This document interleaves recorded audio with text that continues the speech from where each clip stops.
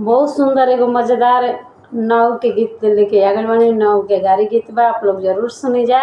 और कैसा लागल आप लोग बताइम जा कमेंट करके।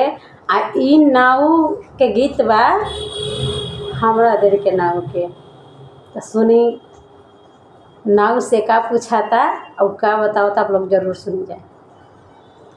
कि अंगूरी कटबे के रे नौआ, अंगूरी कटबे के रे नौआ, नोहे बाबा नोहे, हराम दुहैया नोहे, कसम से कहीं नोहे।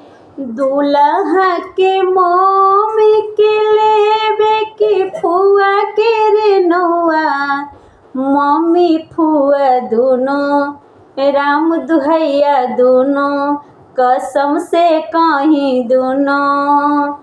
आगा सुतइबे के पीछे रे नौआ, आगे पीछे दोनों, राम दुहैया दोनों, कसम से कहीं दोनों।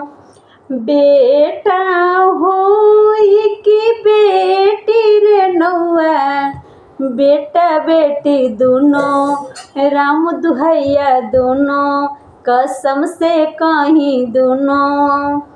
पापा कही कि मम्मी रे नौआ, पापा मम्मी दोनों, राम दुहैया दोनों, कसम से कहीं दोनों।